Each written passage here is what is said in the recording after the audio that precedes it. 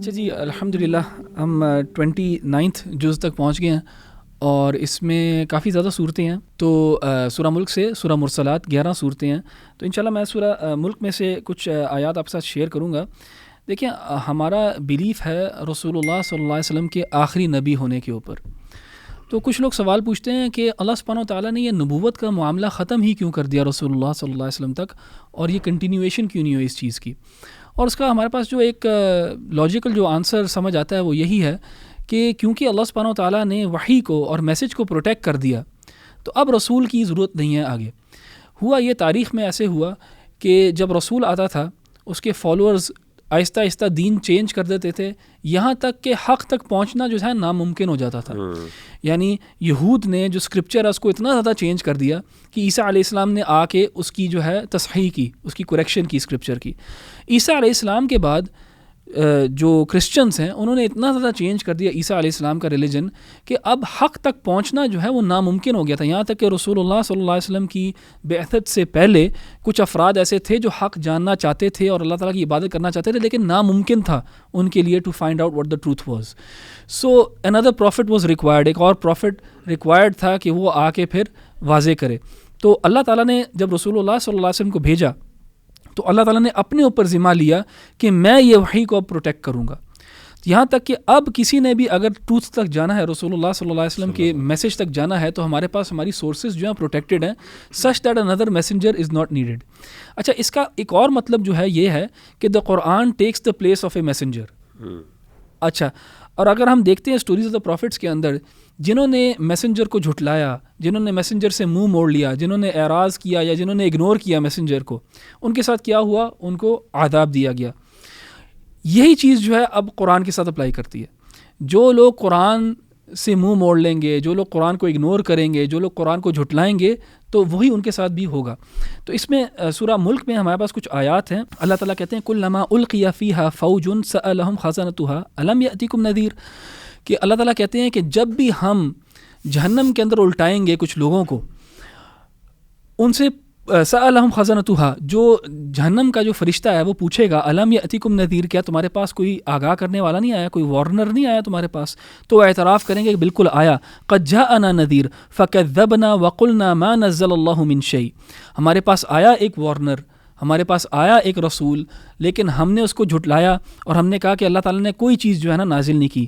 ان انتم الا فی ضلال کبیر، اور تم جو ہے نا بڑی گمراہی میں پڑے ہوئے ہو. یعنی جھٹلایا انہوں نے رسول کو.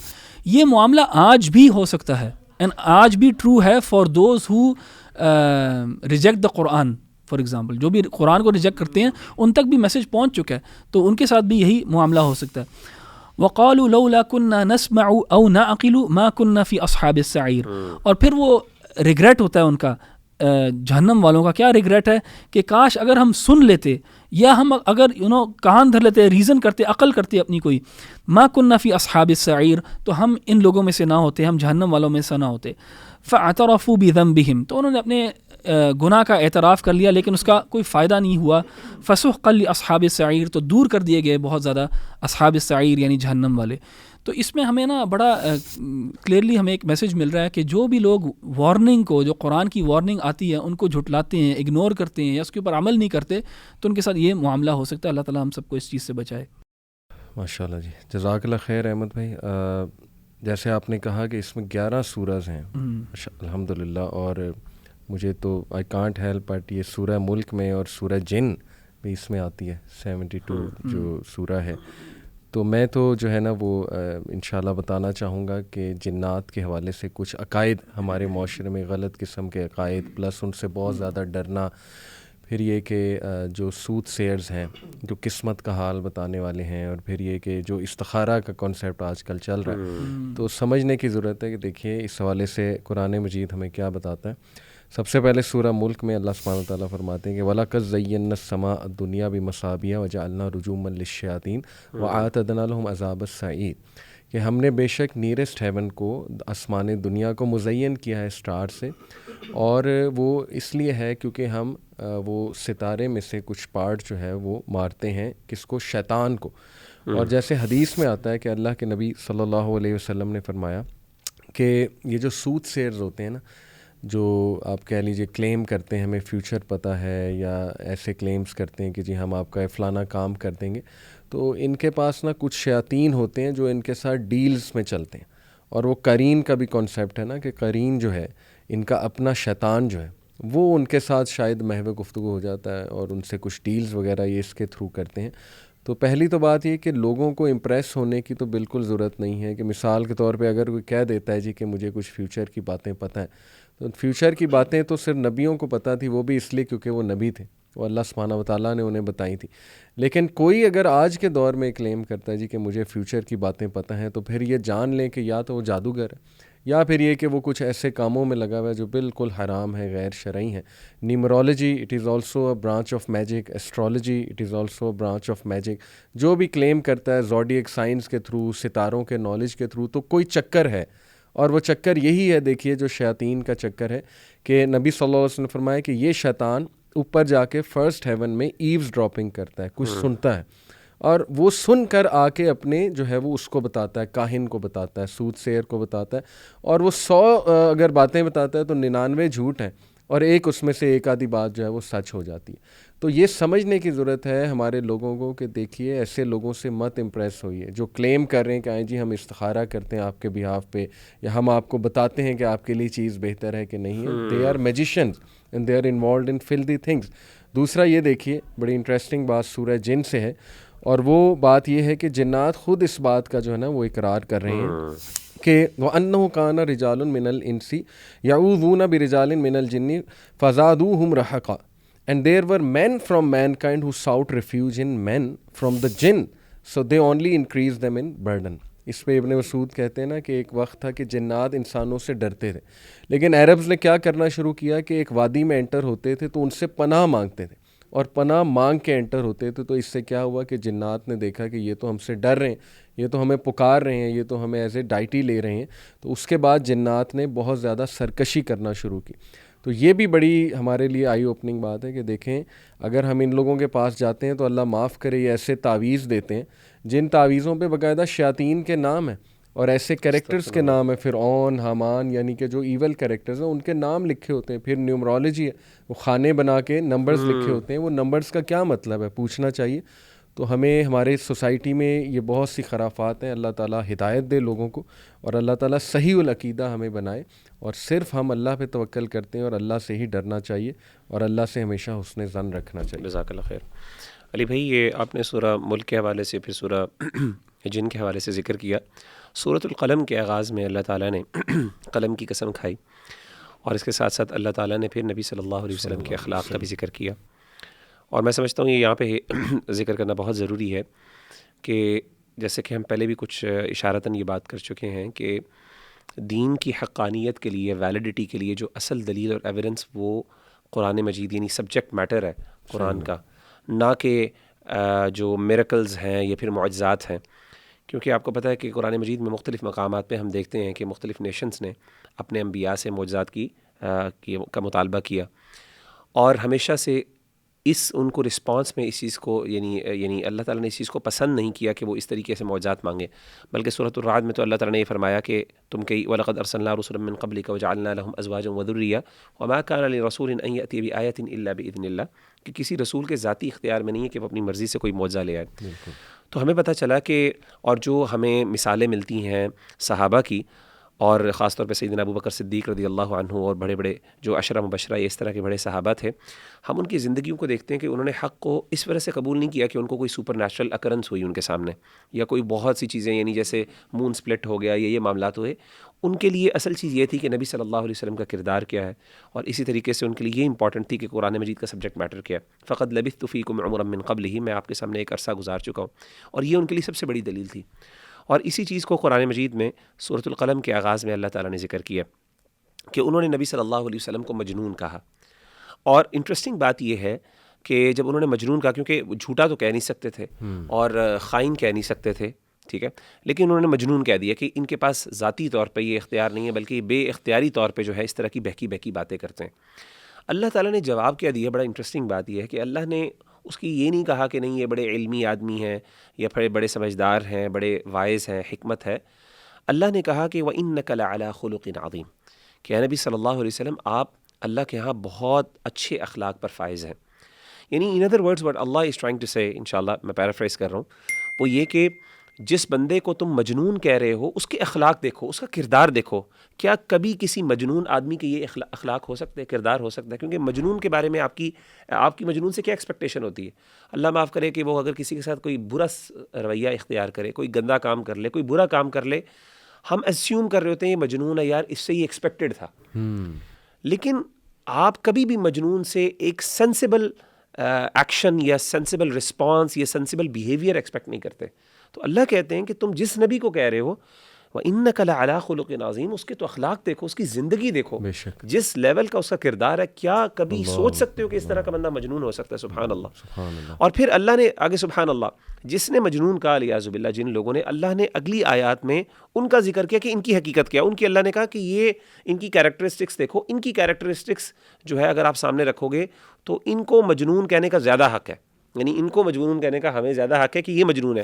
کیسی ہیں؟ اللہ معاف کرے. فلا تطع المکذبین ودوا لو تدہن فیدہنون ولا تطع کل حلاف مہین، زیادہ قسمیں کھانے والے، جھوٹی قسمیں کھانے والے، ہماز مشاء بنمیم مناع للخیر معتد اثیم، گناہ گار، اسی طریقے سے لوگوں کے اوپر طعنہ زنی کرنے والے، غیبتیں کرنے والے. یعنی ان کو یہ لوگ کہہ رہے ہیں نبی صلی اللہ علیہ وسلم کو کہ مجنون علیاذ باللہ، حالانکہ they deserve that more. تو سبحان اللہ، اس سے پتہ چلا کہ میں سمجھتا ہوں کہ کسی بھی بندے کے لیے وہ انسان کا جو اپنا کردار ہے نا، وہ اس کے لیے سب سے بڑے دعویٰ کا سبب ہے. اور میں سمجھتا ہوں ہمارے اسکالرس کو اور ہمارے دعات کو اور ہم سب کو اس چیز کا بہت خیال رکھنا چاہیے کہ ہمارے اخلاق اور ہمارے، کیونکہ میں نے دیکھا ہے کہ یہ چیزیں بہت سیکنڈری ہوتی ہیں کہ آپ کی بات جو ہے وہ کتنی ان کو اپیل کر رہی ہے، لاجیکل ہو رہی ہے، یہ آبویسلی میٹر کرتی ہیں چیزیں. لیکن اس سے پہلے ایک بندے کو ریسیپٹیو بنانے کے لیے ضروری ہے کہ آپ کا اخلاق اتنا اچھا ہو. ہمارے خود ایکسپیرینسز ہوتے ہیں، ہم کچھ لوگوں کے بارے میں جب ہم سے نہیں ملے ہوتے، ہم ان کے بارے میں بڑا نیگیٹو رویہ ہوتا ہے، ہم ان کے بارے میں بڑے سینیکل اور کرٹیکل ہوتے ہیں. لیکن جب وہ ہمارے ساتھ اچھا رویہ کرتے ہیں، ایک دم ہم ان کے ریسیپٹیو ہو جاتے ہیں، ہم ایک دم ان کی غلطیوں کے بارے میں جسٹیفیکیشنز اور ایکسکیوزز خود ہی دینا شروع کر دیتے ہیں. لہٰذا تو یہ، اور کیونکہ ہم ریسیپٹیو ہوتے ہیں، ہم ان کی بات کو ایکچولی ایک جو ہے نا بینیفٹ آف دا ڈاؤٹ دینے کے لیے ان کو تیار ہوتے ہیں. سبحان اللہ. یہاں پہ آپ کی اجازت سے ایک بات کوٹ کر دوں بڑی زبردست، کہ امریکہ میں ایک پروفیسر تھے انگلش کے، یہ ایک اسکالر نے، امریکن اسکالر نے بتایا، وہ ایتھیسٹ ہو گئے تھے، مسلمان تھے، ایتھیسٹ ہو گئے. تو he said what brought me back from atheism to Islam. وہ علامہ محمد اقبال کا نا ایک شعر ہے، وہ میرے ذہن سے نکل گیا. وہ یہ ہے، اس کا کرکس یہ ہے کہ تو خدا کو تو جھٹلا سکتا ہے لیکن تو محمد کا انکار کیسے کر سکتا ہے. اب اس میں بڑی ڈیپتھ ہے. یعنی محمد صلی اللہ علیہ وسلم تو ایک ریئل بینگ تھے، ایگزسٹ کرتے ہیں، ان کی قبر موجود ہے. تو کیا تم سمجھتے ہو ہی لائڈ؟ ان کا ایک امپیکٹ پورا موجود ہے جس نے پوری جغرافی کو چینج کر دیا اس زمانے میں. کیسے آپ اس کو ایکسپلین کر سکتے ہیں؟ اچھا، میں نے سورہ حاقہ کی کچھ آیات آپ کے سامنے رکھنی تھی، لیکن اس سے پہلے مجھے سیرہ کا بھی ایک واقعہ یاد آ گیا. تو آپ کی اجازت سے دو چیزیں جو ہیں وہ میں اکٹھی آج مینشن کروں گا. حضرت عمر نے، ہمیں پتہ ہے کہ جب اسلام قبول نہیں کیا تھا تو he was not pro Muslims and pro Islam.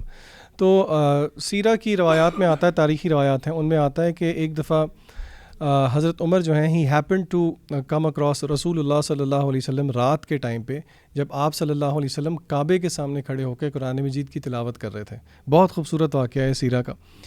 تو آپ کو پتہ ہے کہ جو بڑے بڑے قریش کے سردار تھے وہ چھپ چھپ کے قرآن مجید سنا کرتے تھے. تو حضرت عمر کہتے ہیں کہ، اور یہ مسند احمد میں روایت موجود ہے، اس کے راوی خود ہیں حضرت عمر، جب انہوں نے اسلام قبول کر لیا اس کے بعد. تو رسول اللہ صلی اللہ علیہ وسلم جو ہے سورہ حاقہ کی تلاوت کر رہے تھے. تو حضرت عمر کہتے ہیں کہ وہ روایت کرتے ہیں کہ میں نے سوچنا شروع کیا کہ یہ جو تلاوت کر رہے ہیں، یہ مجھے لگتا ہے یہ قریش میں سے کوئی بہت اعلیٰ قسم کا پوئٹ ہے جو کہ ان آیات کو پڑھ رہا ہے. حضرت عمر کہتے ہیں جیسے ہی میرے ذہن میں یہ خیال آیا، رسول اللہ صلی اللہ علیہ وسلم نے سورہ حاقہ کی اس آیت کی تلاوت کی، وما ہوا بقول شاعر قلیلا ما تؤمنون، کہ یہ کسی شاعر کا کلام نہیں ہے، بہت تھوڑا ہے جو تم ایمان لے کے آتے ہو. حضرت عمر کہتے ہیں کہ پھر میرے ذہن میں خیال آیا کہ اچھا ہو سکتا ہے کہ یہ کسی کاہن کی طرف سے ہو، کسی میجیشین کی طرف سے ہو. حضرت عمر کہتے ہیں کہ ٹو مائی سرپرائز اگلی آیت جو نبی کریم صلی اللہ علیہ وسلم نے تلاوت کی وہ تھی ولا بقول کاہن قلیلا ما تذکرون نور از دس اے ممبلنگ آف اے فارچون ٹیلر، بہت تھوڑا ہے جو کہ تم غور کرتے ہو. حضرت عمر کہتے ہیں پھر میں کنفیوز اسٹیٹ میں آ گیا، میں نے اپنے آپ کو پوچھنا شروع کر دیا تو پھر یہ کیا ہے. تو اگلی آیت میں اللہ رب العزت فرماتے ہیں، جو کہ نبی کریم صلی اللہ علیہ وسلم نے تلاوت کی، تنزیل من رب العالمین، یہ اللہ رب العزت کی طرف سے نازل کردہ ہے۔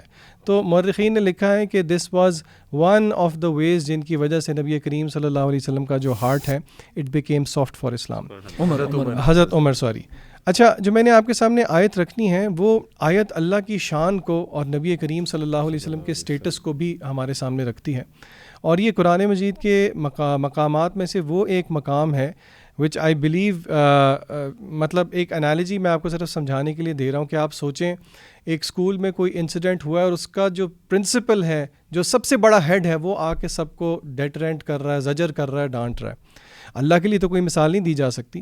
اللہ نے بات سمجھانے کے لیے یہ کہا وَلَوْ تَقَوَّلَ عَلَيْنَا بَعْضَ الْأَقَاوِيلِ، کہ اگر یہ نبی بھی اپنی طرف سے ہمارے اوپر کوئی بات باندھ دیں، لَأَخَذْنَا مِنْهُ بِالْيَمِينِ، ان کو ہم داہنے ہاتھ سے پکڑ لیں گے، ثُمَّ لَقَطَعْنَا مِنْهُ الْوَتِينَ، اور پھر ہم ان کی وتین کاٹ دیں گے۔ صحابہ کرام، امام ابن کثیر اس آیت کی تفسیر میں لے کے آئے ہیں کہ اس سے مراد ہارٹ کی میجر آرٹری ہے جس کو ایورٹا کہا جاتا ہے۔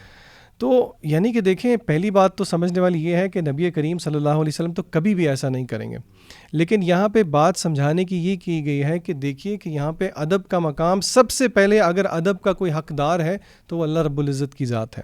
اور ہم دیکھیں کہ نبی کریم صلی اللہ علیہ وسلم جو کچھ بھی کہتے ہیں وہ وحی کے تابع ہی ہے، جیسے کہ قرآن میں اور جگہ بھی آیا ہے وَمَا يَنطِقُ عَنِ الْهَوَىٰ إِنْ هُوَ إِلَّا وَحْيٌ يُوحَىٰ۔ تو اس میں اس چیز کا بھی آنسر ہے جو کہ لوگ ان کے ذہنوں میں ڈاؤٹس کریٹ کیے جاتے ہیں کہ حدیث تو بعد میں لکھی گئی، حالانکہ یہ خود ایک بہت بڑا ایک فالٹی ازمپشن ہے۔ تو در حقیقت اللہ کی بات اور رسول کی بات وہ ایک ہی آرگینک ہول ہے جو کہ ہمیں ایکسیپٹ کرنا چاہیے۔ اچھا، میں بھی یہاں پہ نا سورہ حاقہ کی کچھ آیات ہیں جو شیئر کرنا چاہ رہا تھا، اور اس میں اللہ سبحانہ و تعالیٰ نا فیوچر بیان کرتی ہیں اور دو گروہوں کا ذکر ہے، اور میں یہ صرف آیات پڑھوں گا اور ترجمے کے لحاظ سے پیرافریز کروں گا ترجمے کو۔ اللہ سبحانہ و تعالیٰ کہتے ہیں کہ فَأَمَّا مَنْ أُوتِيَ كِتَابَهُ بِيَمِينِهِ، تو پھر جس کو کتاب جو ہے اس کے سیدھے ہاتھ میں دی جائے گی، فَيَقُولُ هَاؤُمُ اقْرَءُوا کِتَابِیَهْ، تو وہ خوشی سے جائے گا اور کہے گا سب کو کہ یہ دیکھو میری کتاب پڑھو۔ جیسے کہ ہمیں کوئی رزلٹ ملتا ہے کسی ایگزام کا، اور رزلٹ اگر بہت اچھا آتا ہے تو ہم دکھانا چاہتے ہیں کہ اور لوگ دیکھیں۔ انی ظننت انی ملاق حسابیہ، وہ کہتا ہے جس کو کتاب سیدھے ہاتھ میں دی گئی ہے، وہ کہتا ہے کہ مجھے پتہ تھا کہ میرا ایک دن حساب ہوگا، تو وہ اس کو he was aware of this reality, اور اس کے لیے اس نے تیاری کی ہوئی تھی۔ فہو فی عیشۃ راضیہ، اور وہ پھر ایک جو ہے اچھی زندگی میں ہوگا، ایک پلیجربل لائف کے اندر ہوگا، فی جنت عالیہ، اللہ تعالیٰ کی بلند جنت کے اندر، قطوفھا دانیہ، اور وہاں پہ وہ پھل کھائے گا، کلوا واشربوا ہنیئا، اور اس کو کہا جائے گا کہ کھاؤ پیو جیسے بھی چاہتے ہو اپنی سیٹسفیکشن کے اوپر، بما اسلفتم فی الایام الخالیہ، اس چیز کی وجہ سے کھاؤ پیو جو تم نے پیچھے محنت کی ہے، جو تم نے ایام پیچھے گزارے ہیں، جو تم نے آگے بھیجا ہے، اس کے اوپر تمہیں یہاں پہ ریوارڈ دیا جا رہا ہے۔ اچھا، اس کے کانٹراسٹ بھی اب مینشن کیا گیا، وَأَمَّا مَنْ أُوتِيَ كِتَابَهُ بِشِمَالِهِ، اور جس کو اس کی کتاب جو ہے اس کے لیفٹ ہینڈ میں دی گئی، فَيَقُولُ يَا لَيْتَنِي لَمْ أُوتَ كِتَابِيَهْ، وہ کہتا ہے کہ کاش مجھے یہ کتاب دی ہی نہ جاتی، وہ اس کو چھپاتا پھرے گا اور وہ ریگریٹ کرے گا کہ یہ مجھے کیا چیز مل گئی ہے۔ وَلَمْ أَدْرِ مَا حِسَابِيَهْ، اینڈ وہ کہتا ہے کہ یہ جو حساب کتاب ہے اس میں اس کا یہ کس قسم کا حساب کتاب ہے، یعنی اس کو حساب کتاب جو ہے وہ بھی برا لگ رہا ہوگا اس وقت۔ یا لیتہا کانت القاضیہ، کاش کہ میری جو موت ہے نا وہی اینڈ ہوتا ہر چیز کا، یعنی مجھے دوبارہ اٹھایا ہی نہ جاتا، اتنا ریگریٹ ہے یہاں پہ۔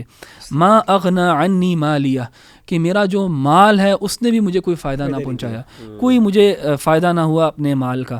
ہلک عنی سلطانیہ، پھر مجھے جو اتھارٹی بھی جو ملی ہوئی تھی دنیا کے اندر اس نے بھی مجھے ہلاک کر دیا کہ اس اتھارٹی کے عوض میں نے ظلم کیا، وہ اتھارٹی جو ہے وہ بھی میرے کوئی کام نہ آئی۔ خذوہ فغلوہ، پھر اللہ تعالیٰ کہیں گے فرشتوں کو کہ اس کو پکڑ لو اور جکڑ لو اس کو، ثم الجحیم صلوہ، اور پھر اس کو جو ہے نا گھسیٹ کے جہنم کی طرف لے کے جاؤ، کیونکہ یہ فورس کر رہا ہوگا، ریزسٹ کر رہا ہوگا، نہیں جا رہا ہوگا جانا، تو فرشتے جو ہیں گھسیٹ کے اس کو جہنم کی طرف لے کے جائیں گے۔ ثم فی سلسلۃ ذرعها 70 ذراعا فاسلکوہ، تو پھر اس کو لمبی لمبی زنجیروں میں، جن کا جو ہے میجر بھی اللہ تعالیٰ نے یہاں پہ مینشن کیا ہوا ہے، ان کے اندر جو ہے نا ان کو اس کو باندھ کے رکھو. انہ کان لا یؤمن باللہ العظیم، یہ جو ہے اللہ تعالیٰ پہ ایمان ہی نہیں لے کے آتا تھا، اللہ تعالیٰ کو جھٹلاتا تھا یہ. ولا یحض علی طعام المسکین، تو ایمان نہیں لے کے آتا تھا، نہ ہی غریبوں کو کھانا کھلاتا تھا. فلیس لہ اليوم ہاہنا حمیم، تو آج اس کے لیے کچھ بھی نہیں ہے ادھر، اور کوئی بھی اس کے لیے دوست نہیں ہے ادھر، کوئی اس کا دوست نہیں ہے یہاں پہ. کوئی جتنی اس کے کانٹیکٹس تھے دنیا کے اندر وہ سب یہاں پہ ضائع ہو گئے ہیں، سب ختم ہو گئے ہیں. ولا طعام الا من غسلین، اور اس کو یہ کھانا نہیں کھلاتا تھا، تو اس کو ہم جو کھانا کھلائیں گے وہ غسلین ہوگا. غسلین جو ہے یعنی پس اور وون ڈسچارج، اس کے لیے بس یہی ہے. لا یأکلہ الا الخاطئون، اور اس کو نہیں کھائیں گے سوائے گناہ گار. تو یہاں پہ اللہ سبحانہ و تعالیٰ نے نا ان دو گروہوں کو بڑے ہی ایک گرافک انداز کے اندر بیان کیا، اور بہت بڑا کانٹراسٹ ہے یہاں پہ. ایک ہے جو اللہ تعالیٰ کی جنات میں ہے اور ایک پلیجربل زندگی کے اندر ہے، اور ایک جو ہے وہ ٹورمنٹڈ ہیں. اور یہ اللہ تعالیٰ نے فیوچر بتا دیا آپ کو اور مجھے، اور اختیار آپ کے اور میرے پاس ہے آج کہ ہم ان دونوں میں سے اپنا آؤٹ کم چوز کر لیں. تو اللہ تعالیٰ سے دعا ہے کہ اللہ تعالیٰ ہمیں فارمر میں سے بنائے، جن کا پہلے ذکر کیا گیا، جن کو کتاب ان کے سیدھے ہاتھ میں دی جائے گی، ان میں سے بنائے، بجائے ان کے جن کے لیفٹ ہینڈ میں ان کو بک ان کا رزلٹ دیا جائے. آمین آمین. اور احمد بھائی ایسی آیات جب بندہ سنتا ہے نا اپنی ساری پریشانیاں بھول جاتا ہے. یعنی یہ کیا ہیں چھوٹی موٹی پریشانیاں، چنچلے، اصل جو پریشانی لینے والی باتیں ہیں وہ تو یہ ہیں جو الحمدللہ آپ نے بیان کی. سو یہ ایک ریلیف بھی ہے، جزاک اللہ خیر. میں دوسری ریفلیکشن سورہ مدثر چیپٹر 74 ورس نمبر 42-43. اور دیکھیں ہماری سوسائٹی میں نا یہ کہا جاتا ہے اکثر کہ حقوق اللہ تو معاف ہو جائیں گے، حقوق العباد معاف نہیں ہوں گے. جبکہ یہاں پہ اللہ سبحانہ و تعالیٰ بتا رہے ہیں ما سلککم فی سقر، یعنی وہ جو جنتی ہیں وہ ان سے پوچھیں گے جہنمیوں سے کہ وٹ پٹ یو انٹو سقر. سقر یہ جہنم کا ایک شاید خانہ ہے یا نام ہے. قالوا لم نکو من المصلین، وہ کہیں گے ہم نماز پڑھنے والوں میں سے نہ تھے. وَلَمْ نَكُ نُطْعِمُ الْمِسْكِينَ، اور مسکین کو کھانا نہیں کھلاتے تھے. یہاں پر تو کلیئرلی ان کے جہنم میں جانے کی وجہ دو ہے. نمبر 1 وہ نماز ہی نہیں پڑھی، اللہ کو تسلیم ہی نہیں کیا رب، اور اللہ کے سامنے کھڑے ہی نہیں ہوئے. دوسرا یہ کہ وہ کھانا بھی نہیں کھلاتے تھے مسکین کو. تو یہاں پہ میں کوٹ کرنے گا سورہ ماعون بھی، اس میں اللہ سبحانہ وتعالیٰ کہتے ہیں ارأیت الذی یکذب بالدین فذلک الذی یدعو الیتیم ولا یحض علی طعام المسکین. کیا تو نے دیکھا آخرت کے جھٹلانے والے کو کہ اس کا کریکٹر کیسا بن جاتا ہے. یعنی نماز اور عبادات کریکٹر بلڈنگ کرتی ہیں، اور جو ان چیزوں سے بالکل بری ہے تو پھر اس کے کریکٹر میں فلاز آنے کی بہت چانسز ہیں. اور وہ فلاز یہ ہیں کہ ایک تو وہ ایمپتھی لوز کر جاتا ہے، دوسرا یہ کہ وہ ہمیشہ اپنا سوچتا ہے، تیسرا یہ کہ وہ یتیم کو کھانا نہیں کھلاتا، مسکین کو بھی دھکے دیتا ہے، یتیم کے سر پہ ہاتھ نہیں رکھتا، مسکین کو دھکے دیتا ہے. اور پھر جیسے اللہ نے کہا فویل للمصلین، تباہی ہے ان نمازیوں کے لیے. یعنی سوچیں نمازیوں کے حوالے سے بتایا جا رہا ہے کہ کن کے لیے تباہی ہے. الذین هم عن صلاتهم ساہون، وہ کہ جو اپنی نماز کو ڈیلے کر کے پڑھتے ہیں. یعنی آپ سوچیں کہ یہاں یہ نہیں کہا جا رہا کہ تباہی ان کے لیے جو نماز چھوڑ دیتے ہیں، بلکہ ان کے لیے تباہی. اور یہ جو ویل ہے یہ جہنم کی سب سے جو ہے وہ خوفناک وادی ہے، سب سے گہری، اللہ بچائے. تو وہ کہہ رہے ہیں اللہ سبحانہ تعالیٰ کہ ان کے لیے ویل ہے جو نماز کو ڈیلے کرتے ہیں فرام دا فکس ٹائم. تو پھر آپ سوچیں کہ جو شخص اللہ معاف کرے نماز ہی نہیں پڑھ رہا اس کے بارے میں کیا حکم ہوگا. اور اس حوالے سے میں تھوڑا انکریج کرنے کے لیے کچھ ایسی حدیث رکھتا ہوں آڈینس کے سامنے ماشاءاللہ، جس سے ثابت ہوتا ہے کہ نماز جو ہے کتنا بڑا اللہ کا گفٹ ہے اور نماز کتنی امپورٹنٹ ہے. ابن مسعود صلی اللہ عنہ نے ایک بار نبی صلی اللہ علیہ وسلم سے پوچھا کہ یا رسول اللہ وچ ڈیڈ از دا بیسٹ. تو اللہ کے نبی صلی اللہ علیہ وسلم نے کہا کہ آفرنگ صلاح ایٹ اٹس پرسکرائب ٹائم. پھر پوچھا وٹ نیکسٹ، تو کہا کہ being dutiful to once parents. اور پھر سو آن اینڈ سو فور، جہاد کا بھی ذکر ہے. لیکن دیکھیے نماز بہترین، اگر کسی نے نیک عمل کرنا ہے نا سب سے بیسٹ تو وہ نماز ہے، کیونکہ یہ باقی کے نیک اعمال جو ہے وہ آپ میں شوق پیدا کرے گا کرنے کے. پھر نماز جو ہے یہ معراج پہ تحفہ دی گئی ہے، اس کو برڈن تو سمجھنا ہی نہیں چاہیے. یہ اللہ سبحانہ تعالیٰ نے خود نبی صلی اللہ علیہ وسلم کو بلا کے تحفہ دیا ہے. پھر نماز گناہوں کا کفارہ ہے. پھر ایک حدیث ہے صحیح مسلم کی، اللہ کے نبی صلی اللہ علیہ وسلم نے فرمایا کہ بتاؤ مجھے کہ اگر تمہارے گھر کے باہر جو ہے وہ ایک ریور ہو اور اس میں تم 5 ٹائم ڈبکی لگاؤ اور نہاؤ تو کیا تم مکمل صاف نہیں ہو جاؤ گے؟ تو صحابہ نے کہا جی. تو اللہ کے نبی صلی اللہ علیہ وسلم نے کہا کہ یہی مثال اصل میں نماز کی. جب 5 ٹائم تم اللہ کے سامنے حاضری دیتے ہو تو وہ تمہارے گناہ جھڑتے ہیں اور تمہیں بہت سے جو ہے وہ فائدے ملتے ہیں الحمدللہ. اور پھر دیکھیے یہ کتنی امپورٹنٹ حدیث ہے کہ اللہ کے نبی صلی اللہ علیہ وسلم نے فرمایا یہ مسلم کی حدیث ہے, بٹوین اے مین اینڈ شرک اینڈ کفر there stands his giving up prayer.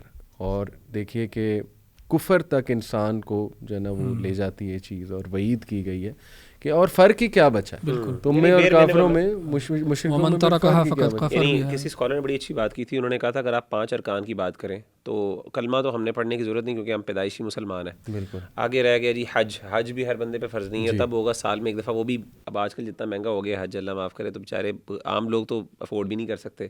رہ گئی زکوٰۃ کا بھی نصاب جو ہے وہ عام بندہ بیچارہ افورڈ نہیں کر سکتا, اور سال میں ایک دفعہ, وہ بھی ایک دفعہ اگر ہے بھی تو.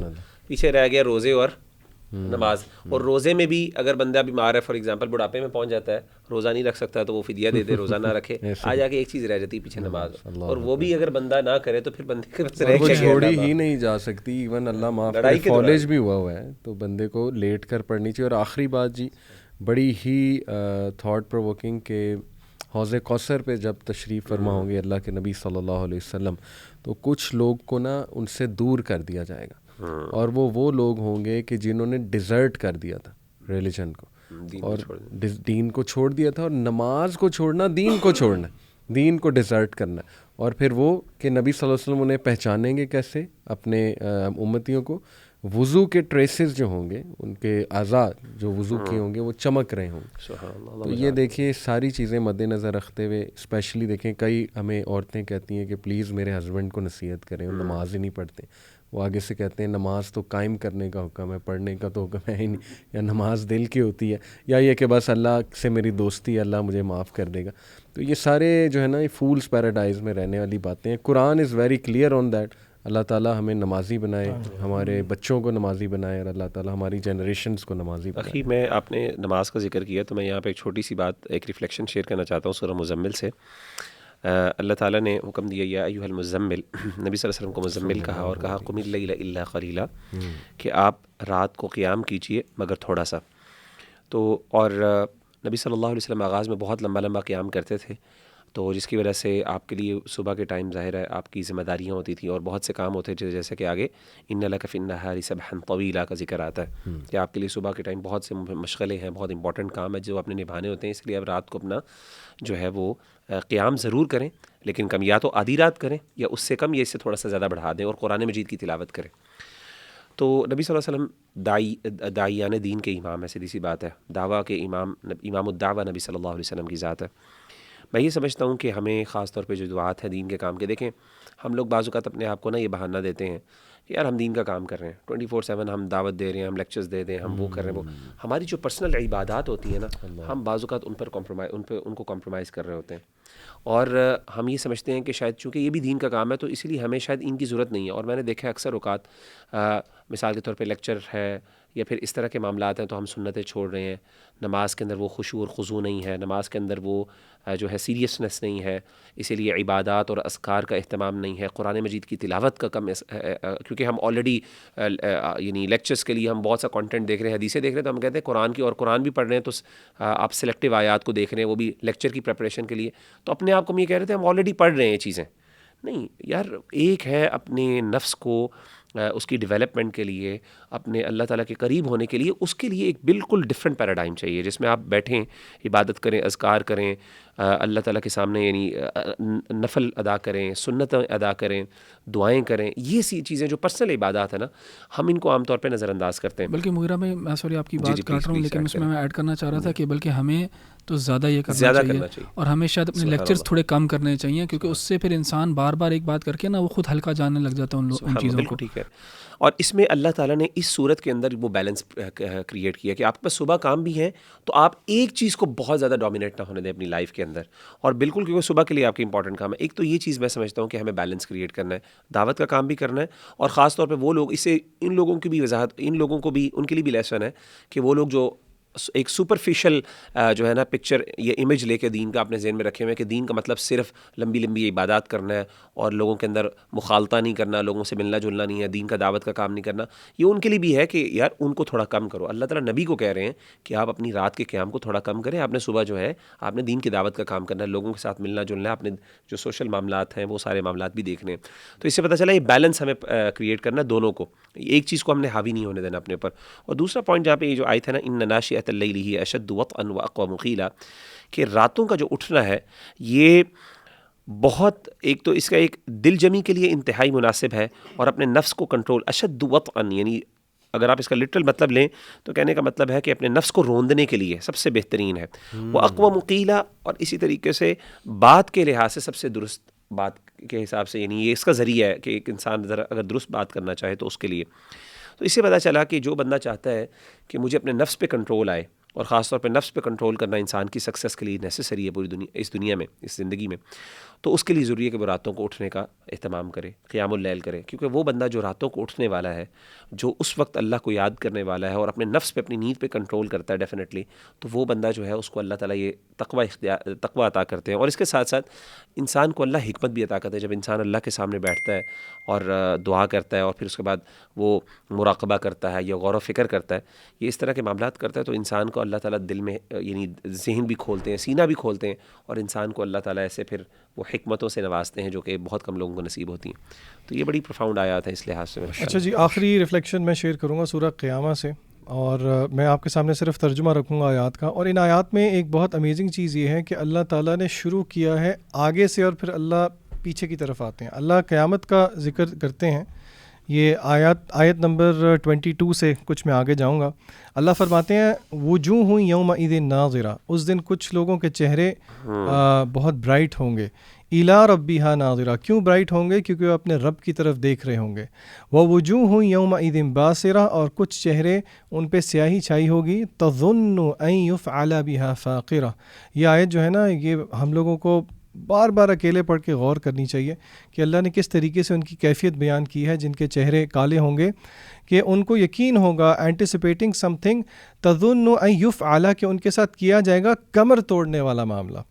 اور پھر اللہ تعالیٰ موت کے ٹائم پہ لے کے آتے ہیں. کلا، ہرگز نہیں، اذا بلغت التراقی، جب کہ روح حلق تک پہنچ جائے گی. قیل من راق، اور کہاں جائے گا؟ ہے کوئی راکی، ہے کوئی ڈاکٹر، ہے کوئی بچانے والا. وظن انہ الفراق، اس ٹائم پہ مرنے والے کو یقین ہو جائے گا کہ اب کسی راکی، کسی ڈاکٹر کا کوئی فائدہ نہیں، بلکہ اب یہ وقت فراق ہے، یہ جانے کا وقت ہے. والتفت الساق بالساق، پنڈلی کو پنڈلی سے ملا دیا جائے گا. الی ربک یومئذ المساق، اور on that day they will be driven to your lord. اور دیکھیں وجہ کیا بتائی گئی ایک بدبخت شخص کی. فلا صدق ولا صلی، نہ تو وہ ایمان لے کے آیا اور نہ اس نے نماز پڑھی. یعنی کہ ری انفورسنگ دا فیکٹ کہ دیکھیں نماز کو جنرلی اللہ نے موت کا ایک نقشہ تو کھینچا ہے، لیکن دیکھیں نماز کی اہمیت جتنا ہم کہیں، جتنی ہم ریٹریٹ کریں اتنی کم ہے. تو اللہ تعالیٰ ہمیں قرآن مجید کو پڑھنے اور اس پہ عمل کرنے کی توفیق عطا فرمائے. جزاکم اللہ خیرا. السلام علیکم.